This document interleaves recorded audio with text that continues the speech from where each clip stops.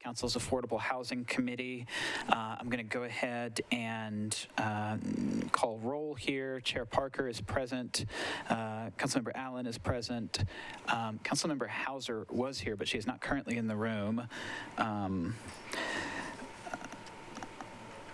Councilmember Mendez is present. Councilmember Sepulveda is present. Councilmember Sledge is present. Councilmember Suara is absent. Councilmember Taylor is present. Councilmember Toombs is present, and Councilmember Welsh is present. So we do have a quorum. We've got several items to get to today, including some really important ones, including the recent Barnes Awards. So we're not going to do a consent agenda because almost everything in my mind needs a little bit of explanation or discussion. So let's just jump right into it with Resolution 2022-1443 by Parker, Allen, Suara, and others. This resolution declares surplus and authorizing the conveyance of real property to certain nonprofit organizations and authorizing grants not exceeding $15,497,279 from the Barnes Fund for Affordable Housing to certain nonprofit organizations selected for the express purpose of constructing and rehabilitating affordable or workforce housing. We have an amendment in here. Councilmember Van Rees, would you like to just go ahead and get this housekeeping amendment, as I understand it, before us? Actually, I guess we'll need someone. Colby Sledge has moved the amendment. Councilmember Van Rees, you're recognized for an explanation. My apologies. You're on now. Thank you very much. An explanation of the amendment is simply housekeeping. There was an incorrect zip code related to Dickerson Pike, and we'll explain more later.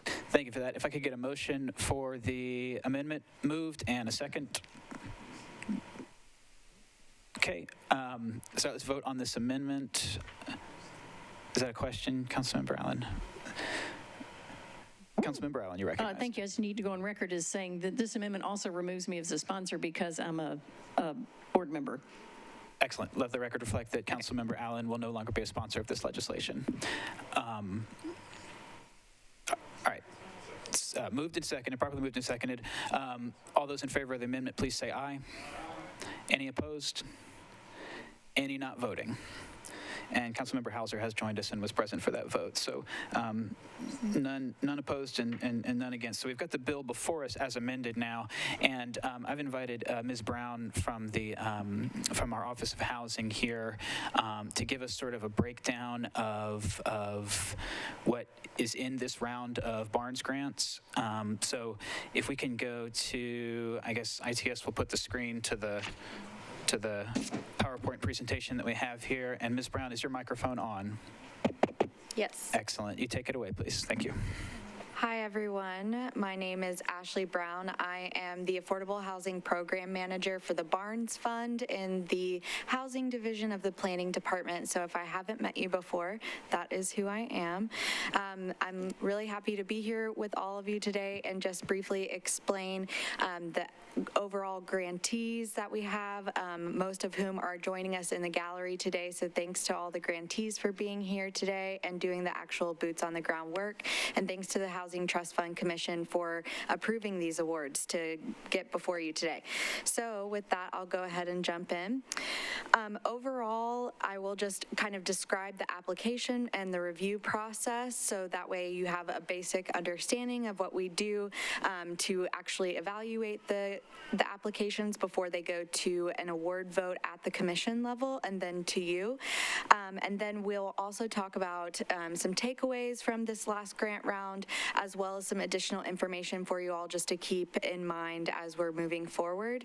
These votes were actually voted on by the Metro Housing Trust Fund Commission in December of 2021, and then their contracts were approved in January of 2021 due to the mandatory referral process. This has been a little bit slower than we normally see because we do have 6 land parcels included as part of this award.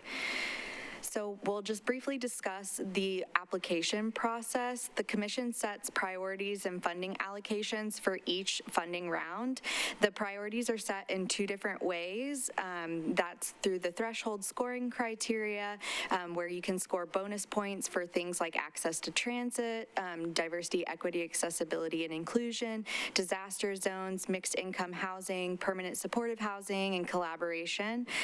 Prioritization is also set through funding allocations by dissecting the actual funding amount into funding categories. The commission voted to have two subsections in this round, one for small organizations to address barriers to inclusion, and that was thanks due in part to Councilmember Suarez's bill last session, and then 20% of the overall funding pot was for that small organization set aside, and then another $3 million of that subsection was for urban zoning overlay development. So that's projects that fell within the urban zoning overlay and the parcel viewer provided by planning, just as a way to access high geographic need for housing and access to transit.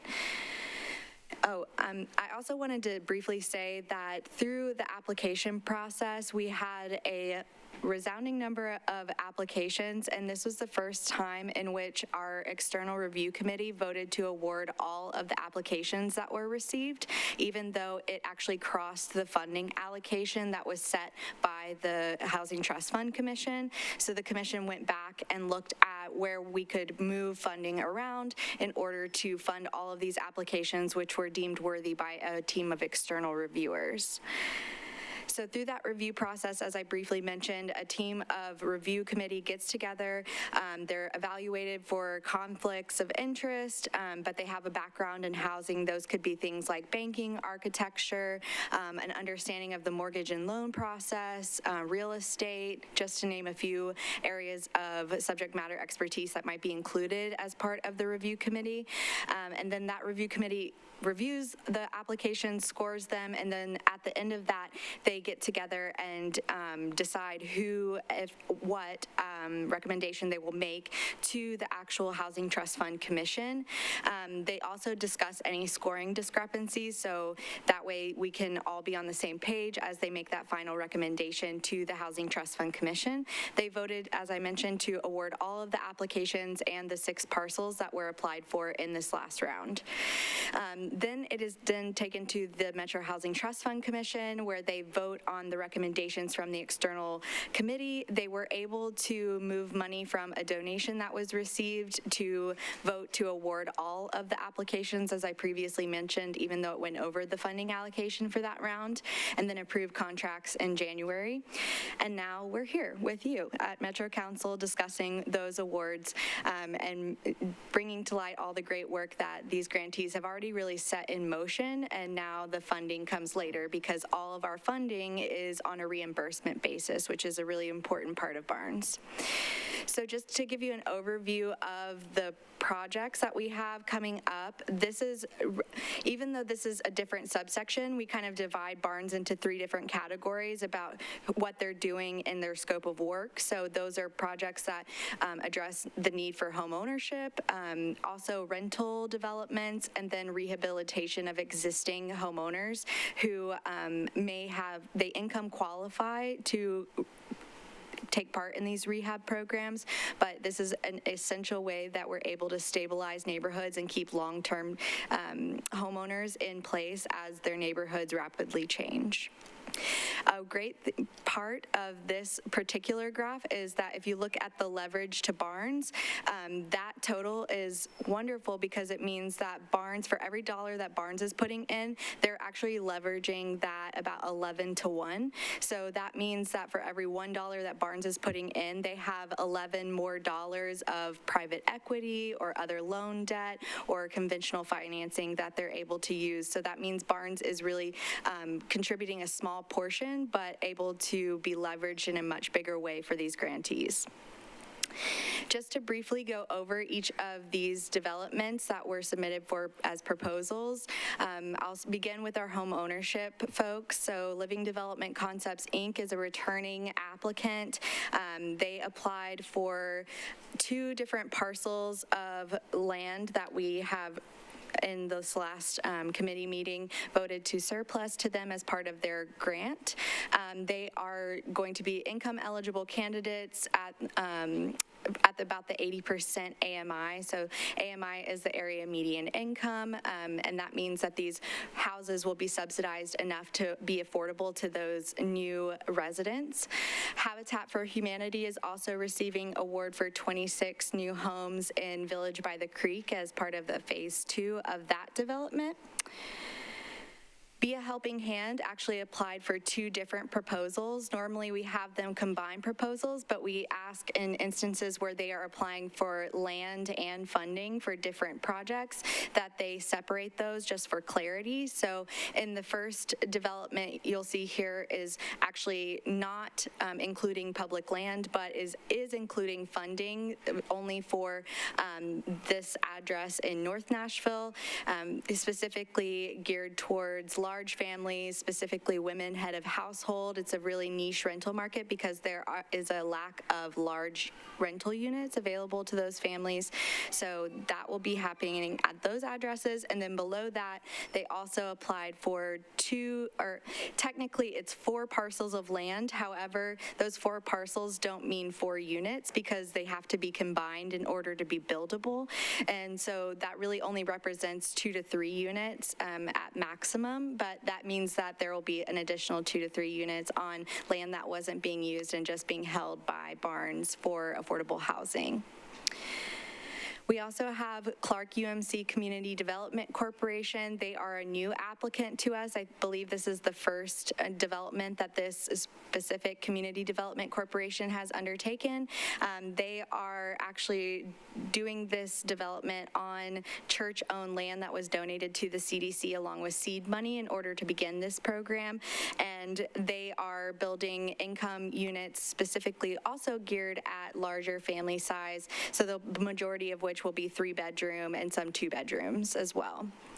The second on here is Inspiritus. They are also a new grantee, and they are doing a project that really combines both community space and rental units as part of their overall development. So, I changed. Here we go. Sorry to confuse you.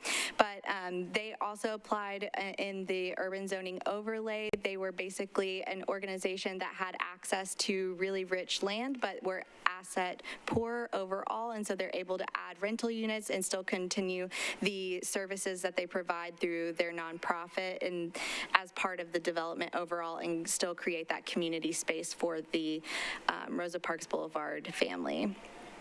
Mary Parish Center is a returning applicant. You'll see any included here that they do have a plus sign. That means they applied for the small organization subsect of funding. So Mary Parish Center is reapplying for a phase 2 of their renovation project of their overall development. So this is really important for them because they're able to continue to provide services while still renovating their facilities.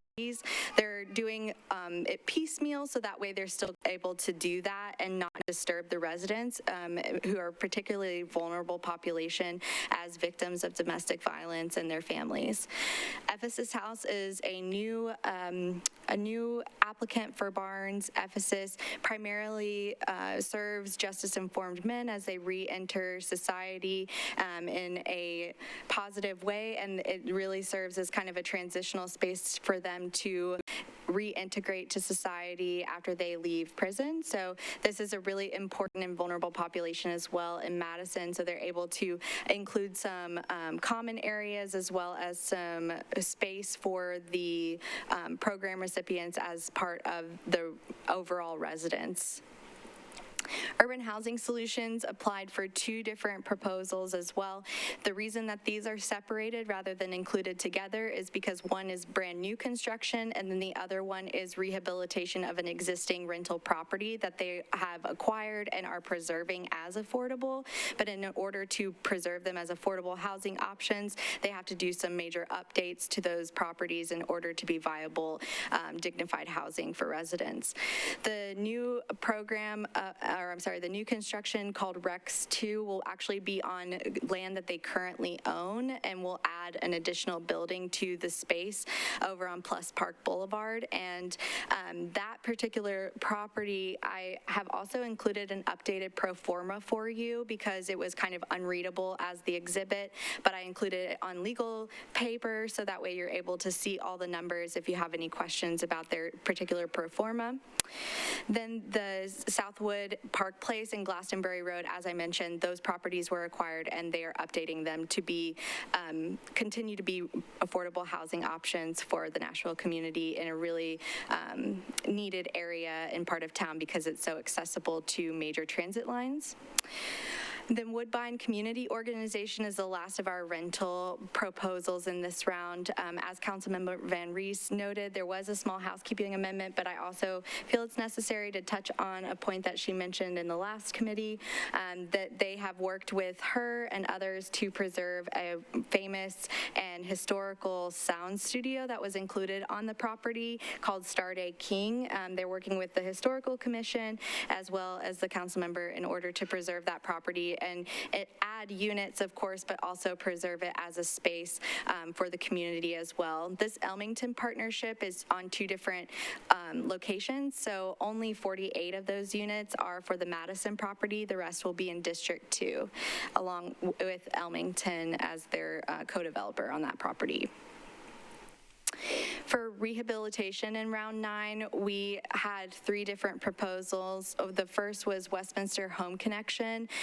They are primarily serving folks who are aging in place with this particular proposal. All of these units that they are prepared to serve will be specifically at a lower value per unit, so lower than $5,000 per unit, which may not sound like much to many, but it can make a huge impact and difference on a homeowner who's able to stay in place because they're able to repair small things around the home that they may not otherwise had funding for in their savings or otherwise because they're on a fixed income. So these are small projects that they'll do scatter site throughout the county, and they work with 50 Forward in order to have their wait list. And they also have an open contract right now that is up for extension that I'll talk about later that kind of serves the larger scope when they get into a home and say, oh, this is really more than just that $5,000. We have to include a lien on the property. They walk them through that process and they're able to do a much bigger project at that point.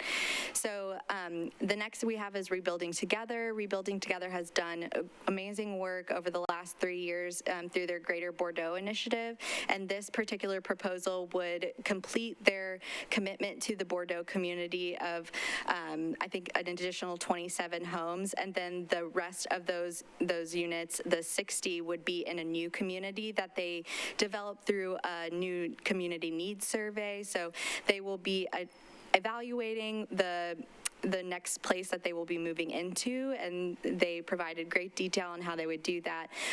But the commission and the review committee, seeing all the work that they've done over the last 3 years in Greater Bordeaux, was really encouraged by that and hopeful for that specific proposal. Lastly, this is a new applicant for Barnes, is Pathway Lending, supporting the TVA Home Uplift Program. So this is specifically around energy efficiency for homeowners, so things like HVAC units, insulation, air sealing, door and window replacements, appliance upgrades. This helps the long-term downstream effects of energy efficiency in homeowners' lives, so they're able to maintain affordability and stay within their residents, and they're not priced out by increasing energy costs overall. So that's a large overview of all the different proposals that were granted as part of this particular grant. And then I did mention briefly that it did include the Pathway grant, which is included as a secondary resolution. That was because they are subcontracting, we had to go back and forth with their legal teams just to make sure that contract was able to suit both parties, Metro and Pathway and TVA. It took a little bit longer, but we're here at the same time, don't you know it? The Spectrum, but overall, this was a great funding round for Barnes. There was a spectrum of different housing proposal types across rehab, homeownership, and rehabilitation. So we're serving a much greater variety of need in the Nashville community. There were returning and new applicants applying for funding, and we were able to fund all of the applicants, including all of the new applicants for the first time. New subsections of funding were utilized. I mentioned the UZO, as well as the subsection for the small organizations, and then the largest grant round to date with the most units and nearly double the total portfolio leverage for Barnes. So Barnes as a total portfolio has a 6-to-1 ratio of Barnes leverage, but this particular grant round has 11-to-1. So I'm really proud of all the work that our community partners are doing, and I'm happy to represent them as a representative of Barnes today, and I'm happy to answer any questions you might have in just a minute. I wanted to kind of brief you with some expectations and timelines. As I mentioned, the disbursements for Barnes are all on a reimbursement basis. They have to provide us with a draw request, which includes financial information about what they are drawing down on their grant from and for, and then we also send out a third-party inspector to inspect the work, who provides us with a report that we then attach to the financial information before we ever cut them a check for any money at all.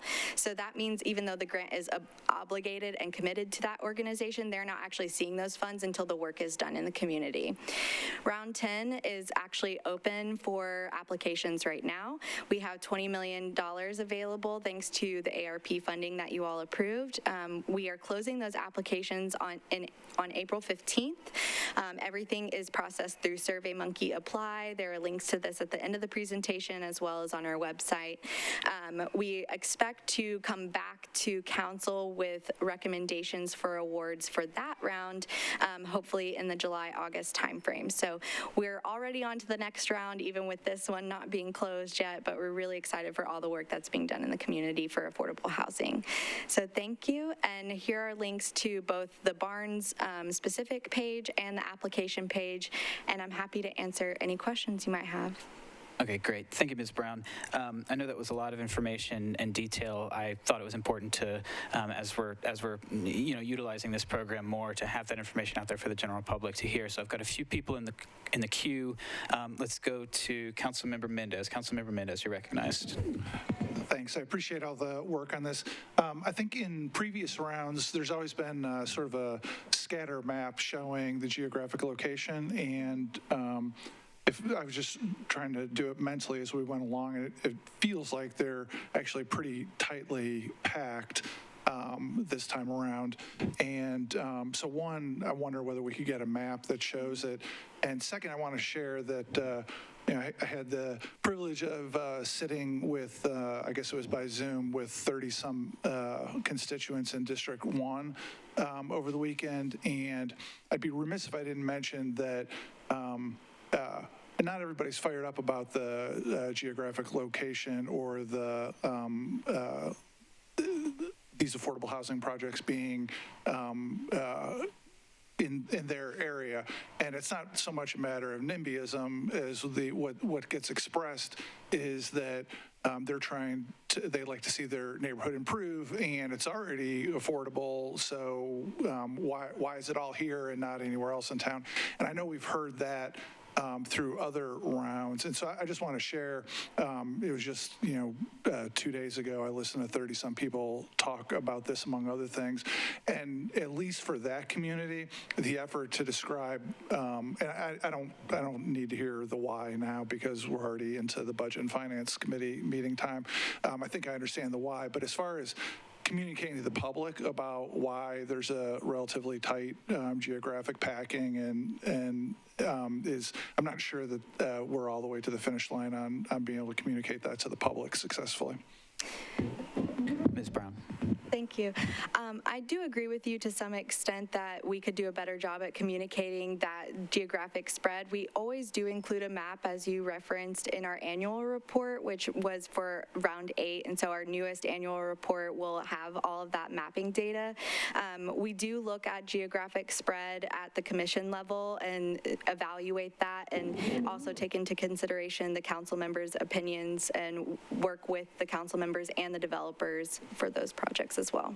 Yeah, and I mean, it didn't have district numbers associated with it, but my count was 11 projects, maybe 4 of them in District 21, and a couple in maybe 2 or 3 in Districts 2 or 3, and another couple very nearby in 8 maybe. So it felt like 9 of the 11 of them were really a pretty tight area. Hard to say without a map, but I do think this topic needs more discussion with the public generally. Thank you, Councilmember. Next in the queue, I had Councilmember Sledge. Councilmember Sledge, let me find your button. You are recognized. Thank you, Chair, and thank you, Ms. Brown, for your presentation. And I'm going to take the other side of this from Councilmember Mendez, to be honest.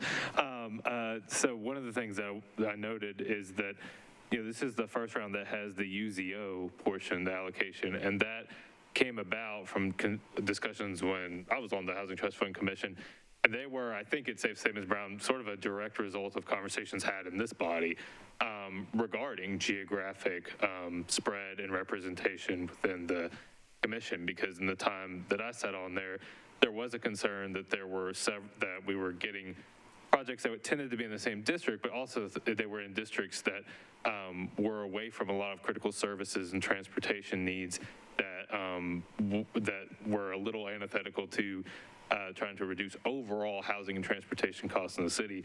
And I can't tell you how delighted I am that I see District 19, and I won't speak for Councilmember O'Connell, but to see urban core districts and district numbers that I did not see, quite frankly, when I was on the Housing Trust Fund Commission, and to know that those locations are very much near kind of transit and services that we talked about, that we want to ensure that we're reducing the total cost of living to be in Davidson County.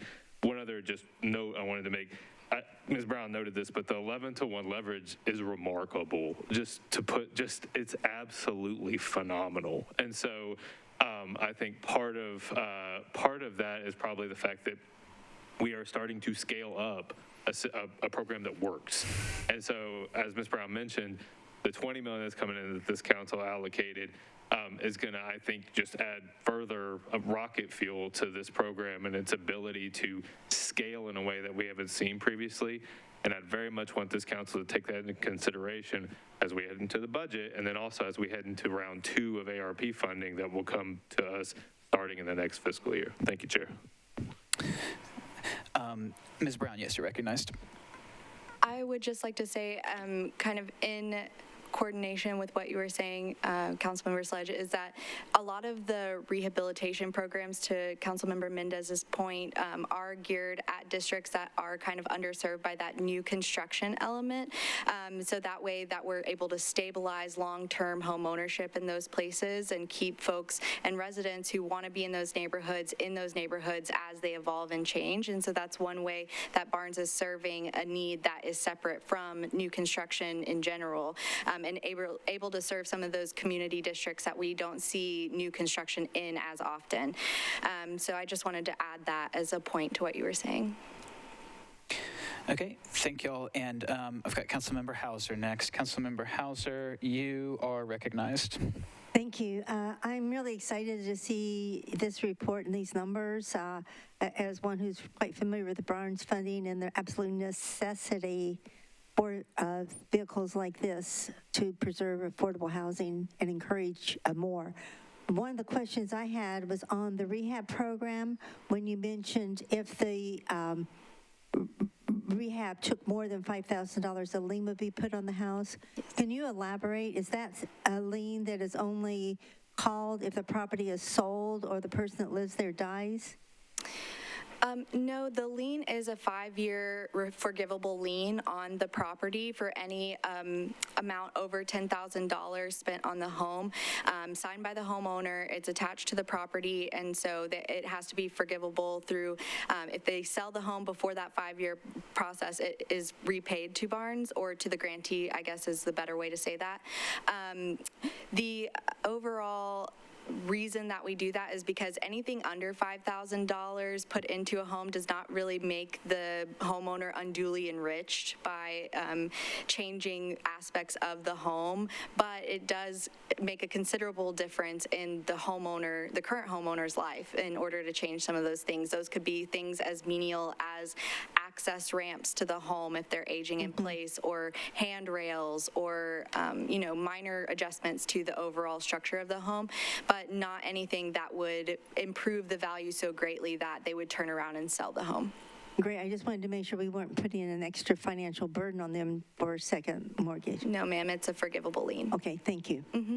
Thank you, Councilmember. And last in the queue as of now, I have Councilmember Van Rees. Councilmember, if I find your button, there you go. You are recognized, Councilmember Van Rees. Thank you so much, Chair. I just wanted to speak quite highly of the projects happening in District 8. First and foremost with the Avis's house. The neighborhood just warmed my heart. We had an Oakland Acres neighborhood community meeting. It was quite some time ago. And, you get a lot of NIMBYism. People get a little scared. People get what? But that group of my neighbors had one response: how can we help? And I just wanted to speak out for them and for the good neighbors that this organization has been to Madison. They had a previous location very near Sidekicks Cafe from, I think, almost 18 years they were there. And so I'm so glad that they're now able to have a new place in Madison, and it is something that I'm really proud of. The other project, as was mentioned, quite honestly, we had been working with Metro Historic, with Nashville Historic, Inc., and we've done different petitions and all kinds of things, working with the owner, trying to save, restore, do something to honor the Star-Day King recording studio. And it's been a slog just trying to get that to happen. And when we found that Woodbine had been able to purchase the property, we immediately reached out and with open arms. They're so excited to be able to tell the history of this place. And quite frankly, anybody else building that property or having anybody else that could have purchased that property would not have been so excited about it. And I am thrilled to have them as neighbors as well. Again, telling more of the Madison musical history in that story. And the fact that the Barnes Fund is being leveraged to be able to provide 48 houses on Dickerson Pike. We're now 48 homes on Dickerson Pike, where now the new WeGo 79 is traveling as of this week. I'm quite frankly quite pleased, and so I wanted to give a shout out to both of these organizations for not just finding cheap land and trying to do something, but actually involving themselves in the community. And I say welcome to Madison to both of you. Wonderful. I've got one more person in the queue, and I do want to note that we are 15 minutes into budget's time slot here, and we're still on the first item of the agenda. These other things are going to be quick ministerial reviews. I hope there might be discussion. We're welcome to have discussion, but let's try to keep this clipping along. We'll go to Councilmember Mendez. Thanks. I feel like my comments were completely misinterpreted. Like, bravo to the districts with council members that are all on board and cooperating. Like, yay, good job. Like, genuinely good job.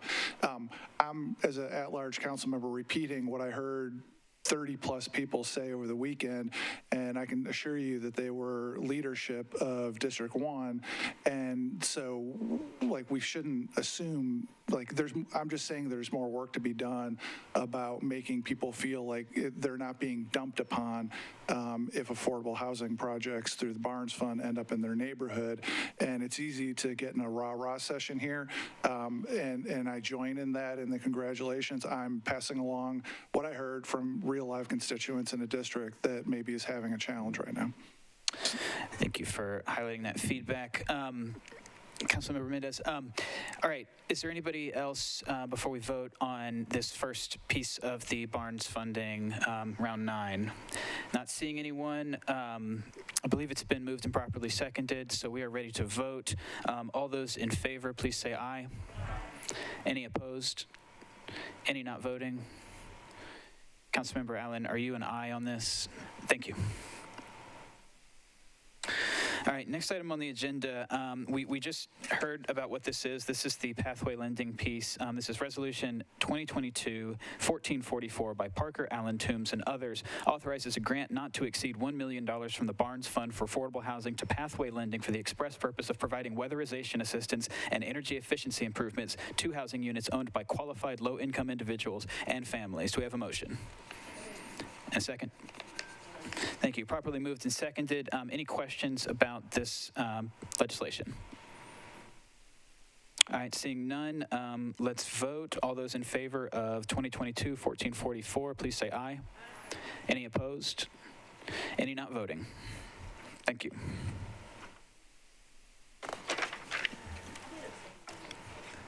You needed to, okay, let the record show that Councilmember Allen abstained on RS 2022-1443.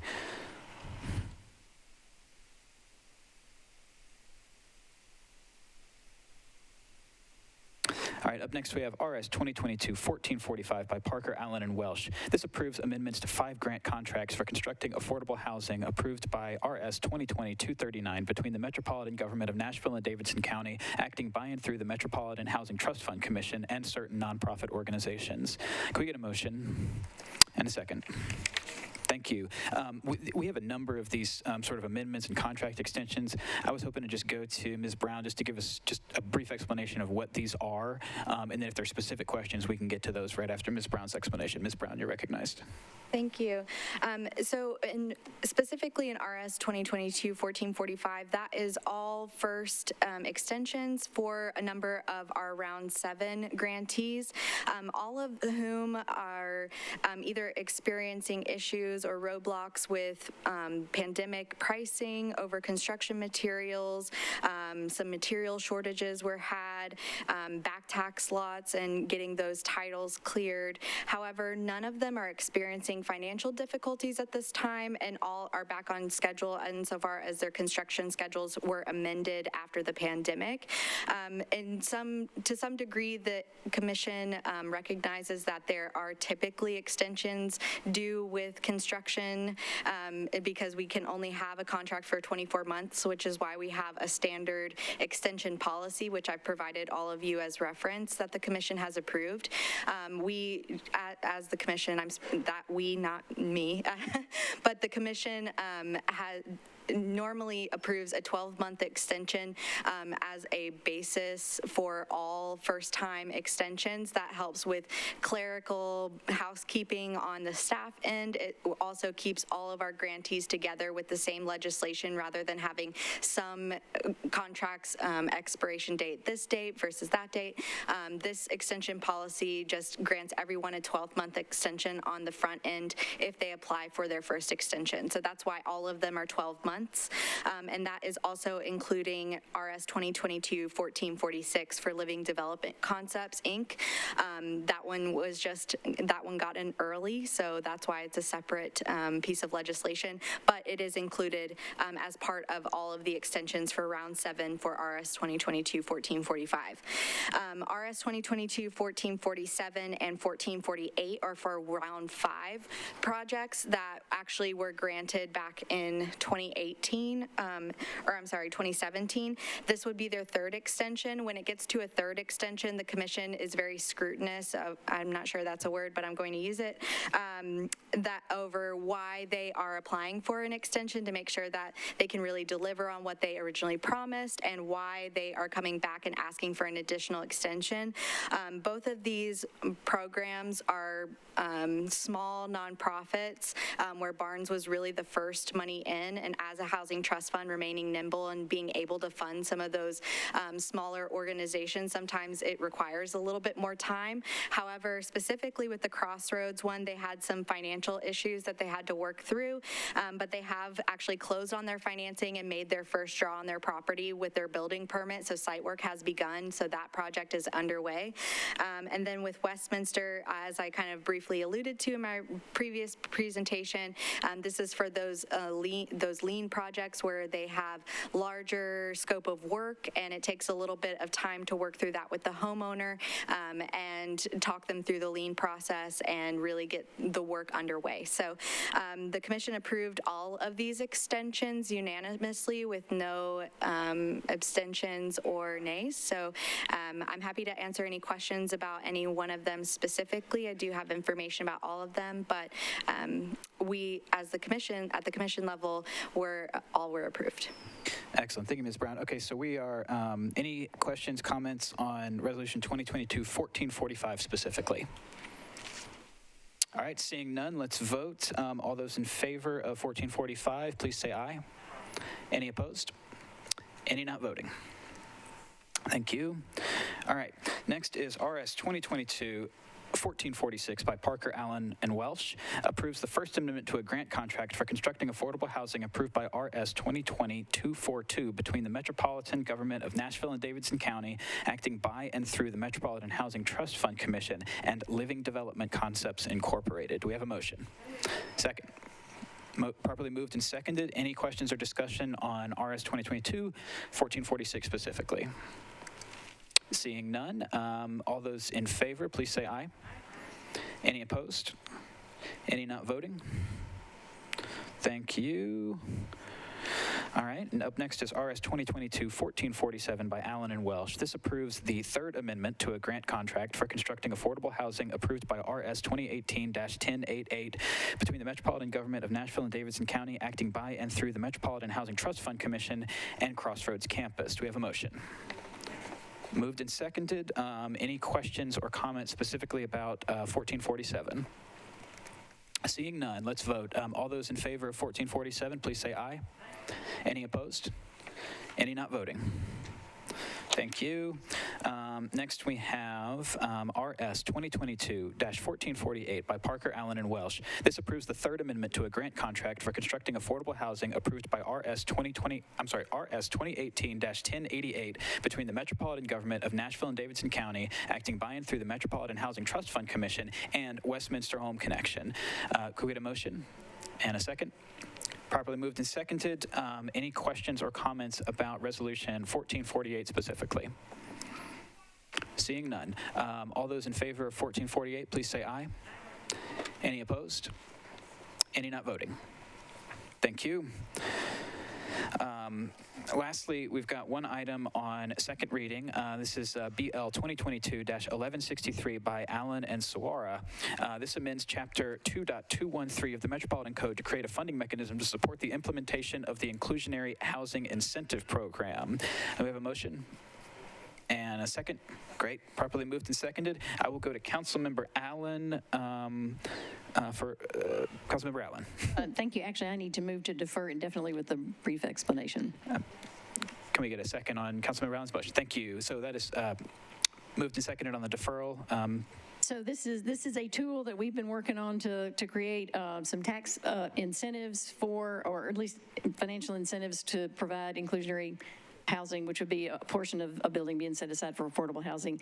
It's an interesting tool. It's fairly complex. We may bring it back later, but right now we've got another bill that's being introduced that is broader and more broadly applicable that I think we want to focus on first. So I appreciate all the co-sponsors on this. I invite you to sign on to the Bill 1170, which is the mixed income pilot, and maybe we'll bring this one back later if we decide that it will fill in a gap that the mixed income pilot isn't covering.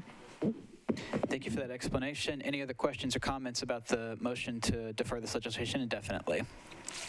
All right, seeing none, so we've got an indefinite deferral on 1163. All those in favor, please say aye. Any against? Any not voting?